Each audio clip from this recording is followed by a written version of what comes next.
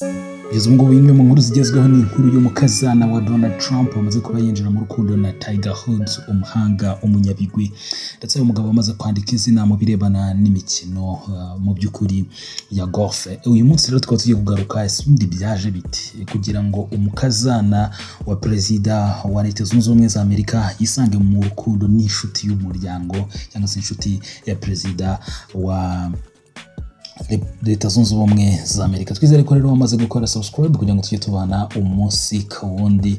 Uko rero bigaragara mu bitangazamakuru mpuzamahanga bitandukanye nuko mu by'ukuri umukazana wa Donald Trump yamaze kuba ubona wundi ni Vanessa Trump yamaze kuba yinjira mu rukundo na Tiger Woods. Uyu rero Vanessa y'imyaka 47 akaba mu by'ukuri yarabanyeho cyangwa se yarakundanyeho cyangwa se yarabanye nk'umugabo n'umugore na Donald Trump Jr.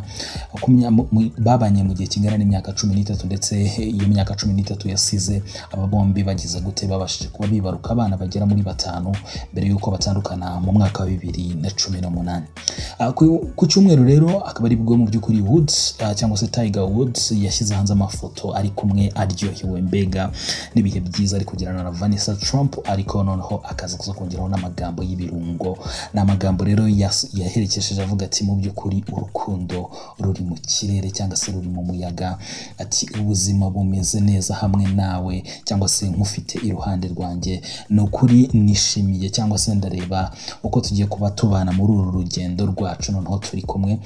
Mu by'ukuri ndashima mu by'ukuri uburyo mu by'ukuri at this time we would appreciate privacy for all those close to our heart. Mu by'ukuri ati mu by'ukuri icyo navuga nuko kandi ibintu bijyanye no kuba twakirindira umutekano w'abantu nyine badukikije cyangwa se privacy yacu ari ibintu byiza muri rusange.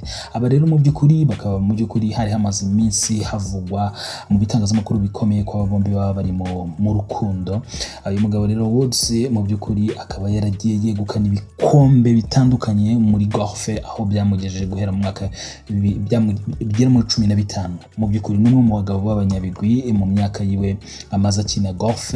Uyu mugabo ariko akaba yarigeze nanone kuvugwaho ibibazo birebana no kuba mu by'ukuri yarabaswe n'ibirebana na n'imibonano mpuzabitsina cyangwa se ubushurashuzi, irari, yego byanatumye aza kuza kujya muri rehab mu myaka runaka ndetse yagiye atandukana n'abagore bagiye batandukanye. Ariko mu by'ukuri uyu mugore rero witwa Vanessa Trump niwe bari mu rukundo muri iyi minsi. Abombi rero tukaba tugiye kugaruka mu by'ukuri ku buzima bwabo, ariko mu busanzwe Tiger Woods akaba ari umuntu wa hafi wa Donald Trump, dore yuko muri 2019 muri manda ya mbere y'uyu mugabo yamwambitse umudari wishimwe. Mu by'ukuri umudari nk'umuntu w'umunyabigwi muri rusange, nubwo birangiye mu by'ukuri ntawamenya, ariko birangiye mu by'ukuri aba bombi umwe agize gutya agahita yimariya cyangwa se agahita akundana n'umukazana wundi. Noneho sasa ku rundi ruhande aba bana baba b'iyi miryango yombi, yaba uwa Tiger Woods ndetse n'uwa Vanessa Trump, bona n'ubundi bari baragiye bakurana, ndetse witwa Kia Trump akaba ari umukobwa mukuru w'uyu mugore. Akaba mu by'ukuri mu bihe bitandukanye nawe yaragaragaje yuko ari mu bantu bafite ubunararibonye cyangwa se ubuhanga mu birebana na golf, ndetse byitezwe ko mu bihe bitari byakure azaba yatangiye gukina iyi golf mu buryo bw'umwuga mu buryo bumwe cyangwa se n'ubundi. So rero tutabatindiye reka duhere turaza kugaruka ku buzima bwa tugiye kugaruka neza ku buzima bwa Vanessa Trump, ariko noneho tuze no kuza kwerekeza ku bagore bagiye bakundana na Tiger Woods, kuko ibigwi bya Tiger Woods byo ni ikindi kintu. Vanessa Trump mu by'ukuri yabonye izuba ku itariki ya 18 1977 hari ku itariki ya 18 Ukuboza. Akaba rero ari umugore wabanyeho imyaka igera muri 13 n'umuhungu wa Trump witwa mu by'ukuri ni Donald Trump Jr. Uyu nguyu akaba ari nawe muhungu mukuru wa Trump. Bakaba rero barashyingiranywe mu mwaka wa 2005, ariko baza kuba batandukana mu mwaka wa 2018. Vanessa Pergolizzi akaba rero mu by'ukuri ariyo mazina yiswe, mu by'ukuri yize mu bigo bitandukanye, ndetse aza kuza kugira gute ise isa ariko noneho stepdad wiwe ubwo no kuvuga ngo ni umugabo w'umubyeyi wiwe akaba ari umunyamategeko mu gihe mama wiwe mu by'ukuri ari umunyamideli yitwa mu by'ukuri Bonnie Kerr Haydon aho mu by'ukuri afite ikigo cy'abanyamideli cyitwa K Models. Uyu mugore rero akaba ari umugore mu by'ukuri w'umuhanga mu birebana mu by'ukuri n'ibintu akora. So rero ku rundi ruhande mu mwaka w'1990 ubwo Vanessa yari akiri mutoya nawe yanyuze mu birebana no ku n'imideli ndetse mu mwaka wa 2003 aza kuza gutangira noneho gukina filme 2003 kandi uyu nibwo mu by'ukuri yagize gute her sister Veronica opened a night club called Sesa. Yaje kuza kuba mu by'ukuri umuvandimwe wiwe afungura akabyiniro kitwa Sesa muri 2011. Rero Vanessa yaje no kuza kuba agaragara noneho no mu birori mu by'ukuri bitandukanye by'iki by'umuryango wa Donald Trump. Bombi rero bakaba mu by'ukuri baragiye nyine bakorana ibikorwa bitandukanye urumva guhera muri 2005 kugera muri 2018 yagiye ahura na Trump mu bihe bitandukanye. Uyu mukobwa rero ubwo yari akiri mutoya yakundanyeho mu by'ukuri n'umwe mu ba street gangster cyangwa se umwe mu bantu nyine b'abanyamihanda yitwa Valente Rivera, umwe mu bagabo kabisa b'amabandi akomeye cyane y'abalatino hariya muri Amerika. Muri 1998 rero Vanessa yaje kuza kubana noneho akundanaho na Leonardo DiCaprio, naho mu gihe hagati y'umwaka w'1998 kugera muri 2001 yakundanyeho n'igikomangoma cyo muri Saudi Arabia cyangwa se cyo muri Saudi Arabia yitwa Khalid bin Bandar bin Sultan Al Saud. Rero umubano wabo waje gusa kurangira n'ubundi mu mwaka wa 2001 when Khalid bin Bandar left the US. Ubwo nyine uyu mugabo yaravuye muri USA noneho yerekeje kuba mu by'ukuri ajyanye na papa wiwe wagiye kuba ambasaderi mu gihugu mu by'ukuri mu kindi gihugu, so muri Saudi Arabia. So rero umubano w'aba ngabo bose wagiye ugira gute wagiye mu by'ukuri his Saudi ambassador father mu by'ukuri yagize gute uyu mubano w'aba bombi b'iki gikomangoma na Vanessa waje kuza kuburangira muri 2001 ku itariki rero 12 Ugushyingo 2005 Vanessa yaje kuza kubashyingiranwa na Trump Jr cyangwa se Donald Trump Jr. Ubukwe bwabo bukaba bwari ubukwe bukomeye cyane bwabereye mu by'ukuri ahitwa Mar-a-Lago Club hariya muri Florida, ndetse bwitabiriwe n'abantu batandukanye barimo aba anti ba Trump Jr. nka Mariana Trump Bali ndetse na Trump Jr. mu by'ukuri abivugwa ko impeta yambitse uyu mugore ubwo babanaga yari ifite ihagaze mu by'ukuri amadolari agera mu bihumbi 100 y'amadolari, ni amafaranga atari make kuko ni miliyoni zirenga 140 mu manyarwanda, ariko noneho yashyize mu madolari y'uyu munsi bavuga ko iyo mpeta yaba yari ihagaze miliyoni cyangwa se ibihumbi 161 bya 161. Rero aba bombi bakaba bari bafitanye mu by'ukuri barabyaranye abana bagera muri 5, aho umukuru yitwa Kyle Trump wavutse mu mwaka wa 2007 bivuga ko arimo kugenda yinjira mu mwaka wa 2018 ku itariki ya 15 itariki ya 15 Werurwe cyangwa se itariki ya 15 kwa gatatu 2018 nibwo Vanessa yagize gute yavuze ko mu by'ukuri atagishaka kubana n'uyu mugabo, ndetse mu mwaka wa 2000 muri Nyakanga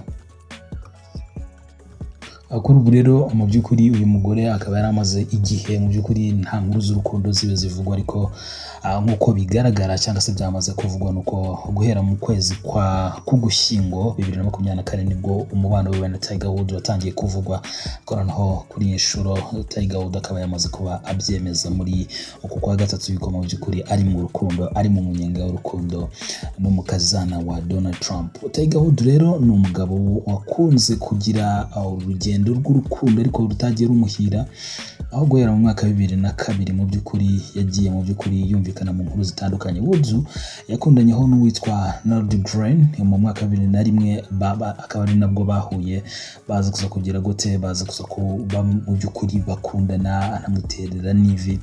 Mu mwaka wa 2004 rero aba bombi baje kuza kuba babana, ndetse Imana iza kuza kubaha umugisha 2007 na 2009 bazi kuba bibaruka abana babo babiri Sam na Charlie, ndetse mu mwaka mu by'ukuri wa 2010 wasize mu by'ukuri bitewe n'impamvu z'ibintu bitandukanye birimo kuba Tiger Woods yaracaga cyane nyuma y'umugore, baje kuba bagira gute, baje kuza kuba batandukana mu mwaka wa 2010 bakomeza gufatanya none ibirebana no kurera abana mu by'ukuri mu bihe bitandukanye. Aba bombi rero mu by'ukuri bagiye bemeza yuko buryo bwo gufatanyamo kurera abana mu by'ukuri bumeze neza ndetse babikorana nkaho ari inshuti magara.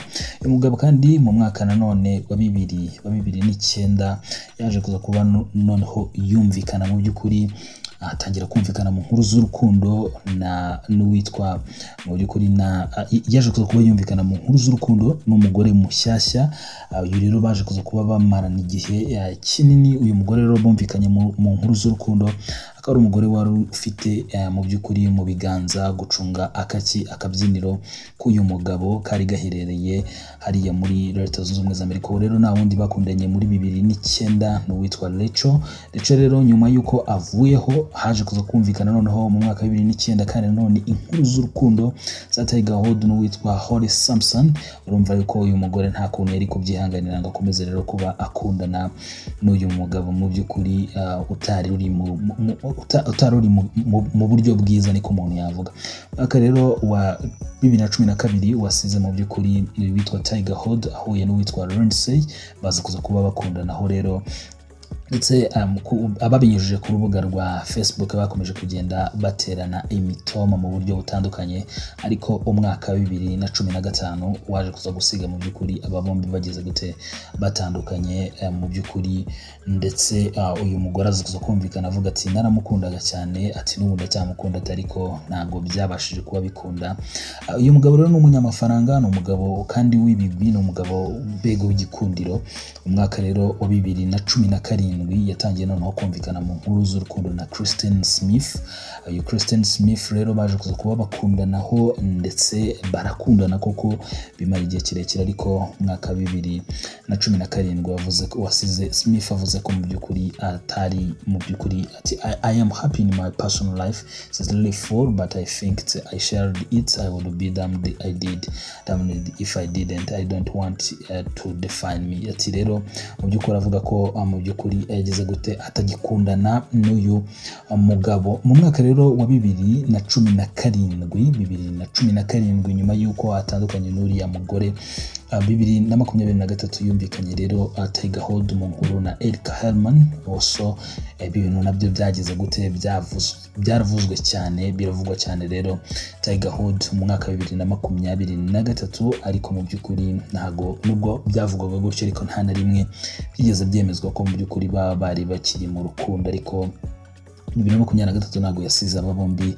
bameranye neza. Kuri inshuro rero witwa Tiger Woods akaba ari mu rukundo na Vanessa Trump, umukazana mu by'ukuri wa mukazana wa Donald Trump. So rero nuko ko ibintu bimeze ni Tiger Woods mu by'ukuri na Vanessa Trump. Tiger Woods wagiye mu bihe bitandukanye agaragara arimo akina golf na Donald Trump, ariko kuri inshuro akaba noneho abinarangiye noneho aninjiye mu muryango mu buryo bumwe cyangwa se n'ubundi. Urumva niba atangiye gukundana n'uyu mu by'ukuri n'umukazana w'uyu mugabo, urumva ko atari umugabo rero wo kwisukirwa. Ni umugabo rero kandi uri mu bagabo mu mwaka wa 2024 byagaragajwe ko yamaze kuba yibikaho miliyari irenga y'amafaranga y'amadolari, yamaze kwibikaho miliyari yo kuba umubillionaire mu madolari.